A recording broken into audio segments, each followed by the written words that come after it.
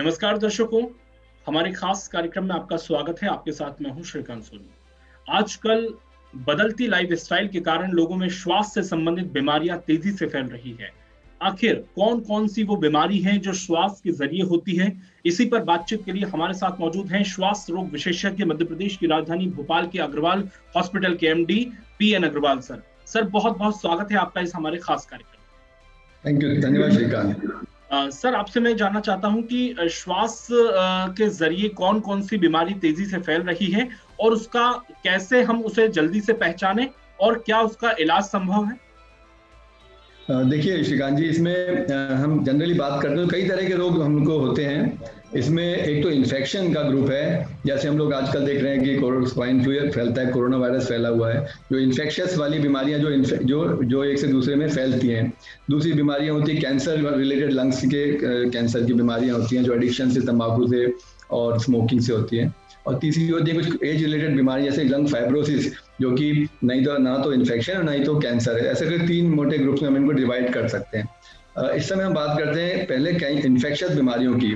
तो इन्फेक्शन हम हमेशा से देखते चले आ रहे हैं। रेस्पिरेटरी इन्फेक्शन आपस में फैलते हैं छींकने से और खांसने से।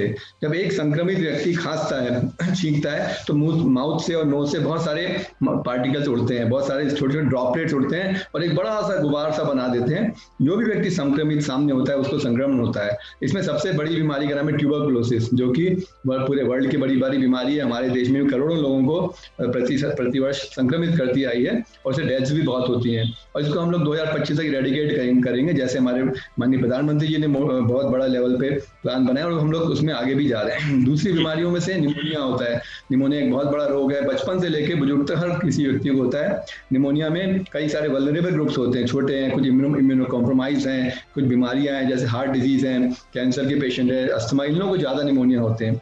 तीसरा इन्फेक्शन होता है जिसमें URI होता है, सर्दी जुकाम छींके वगैरह।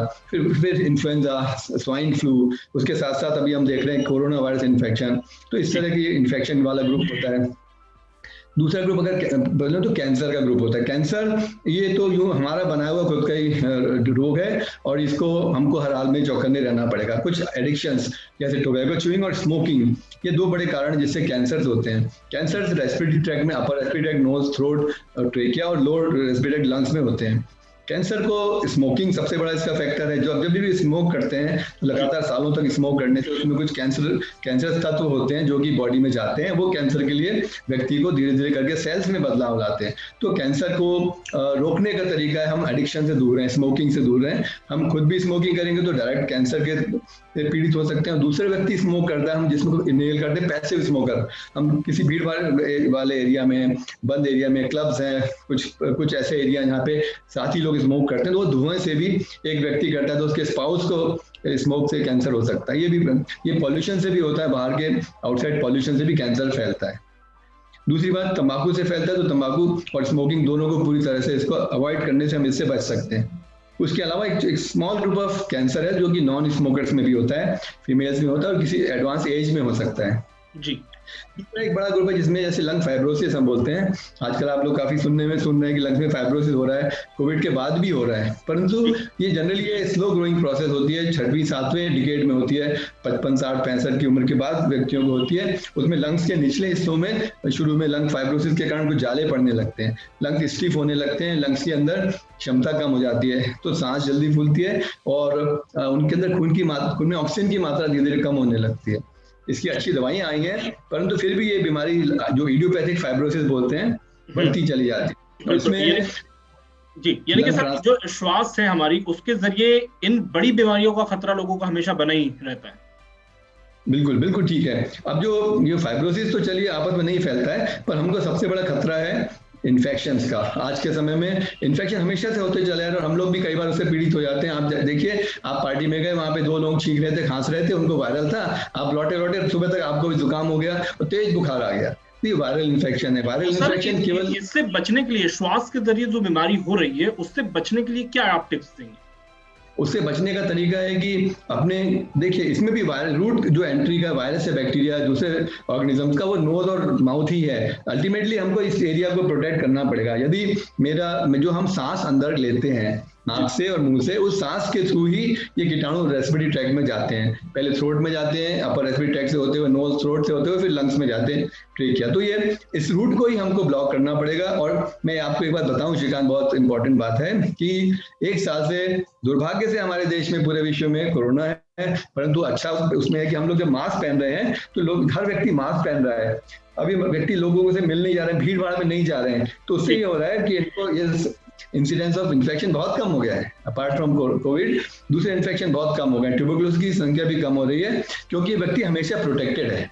तो एक से दूसरे को संक्रमण फैलने में इसमें रोक हो रही है जी। और ऐसा भी कहा जाता है कि सर अगर आप मॉर्निंग वॉक पे जाते हैं तो 100 दवा की एक हवा, जो शुद्ध हवा जो सुबह चलती है, प्राकृतिक सौंदर्यता का जो वातावरण बन जाता है, वो कितना महत्वपूर्ण हो जाता है अगर आप मॉर्निंग वॉक पे जाते हैं, और उसका सही समय और कितना शेड्यूल हो सर, वो भी आप बताइए। बहुत बहुत महत्वपूर्ण है। शुद्ध वायु हमको हर व्यक्ति को 1 घंटा कम से कम इस तरह मैनेज करना चाहिए अपना शेड्यूल कि फ्रेश एयर में जाए। खुली हवा में जाने से एक तो हम जी भर के सांस लें, उससे हम साथ में एक्सरसाइज करना भी जरूरी है। डीप ब्रीदिंग एक्सरसाइजेस करें, जॉगिंग करें, रनिंग करें या दूसरे स्पोर्ट्स में इन्वॉल्व हो, तो ताजी हवा मिलेगी। और जब हम एक्सरसाइज करते हैं तो हमारी लंग्स की कैपेसिटी बढ़ेगी। तो लंग्स की बाकी समय में भी लंग्स की एयर खींचने की कैपेसिटी, ऑक्सीजन एब्जॉर्ब करने की कैपेसिटी नॉर्मल से ज़्यादा बढ़ जाती है। हमारे लंग्स में बहुत बड़ा एरिया जो कि रिजर्व के फॉर्म में रहता है, हमारी हमें नॉर्मल एक्टिविटी में उसकी जरूरत नहीं पड़ती है। आप देखिए, हम जब बैठे हैं तो हमारे कंजम्पशन कम है, हम दौड़ने लगते हैं तो उसी लंग से हम देखिए दौड़ के आ जाते हैं। आप अच्छा ट्रेंड का पहाड़ चढ़ के आ जाएंगे, उसी लंग से आपके पास ऑक्सीजन की कोई कमी नहीं आएगी। तो हमको अपने लंग्स को ट्रेन करने की जरूरत है, स्पेशली आज के समय में जब हम देख रहे हैं। मैं रोज अपने पेशेंट को समझाता हूँ, लंग फाइब्रोसिस के पेशेंट आते हैं, कोविड के आते हैं, अस्थमा के आते हैं, सालों से समझाते आ रहा हूँ कि आप अच्छे से एक्सरसाइज करिए। एक्सरसाइज करके हम अपने रिजर्व को जिंदा रखेंगे और हम अपनी क्षमता को बढ़ा के रखेंगे। बिल्कुल, यानी कि एक्सरसाइज बहुत जरूरी है और खुली हवा, एक शुद्ध वायु का भी शरीर में प्रवेश करना बहुत जरूरी है। बहुत बहुत शुक्रिया सर, आपने श्वास से रिलेटेड बहुत महत्वपूर्ण जानकारी हमसे साझा की। शुक्रिया। थैंक यू, नमस्कार।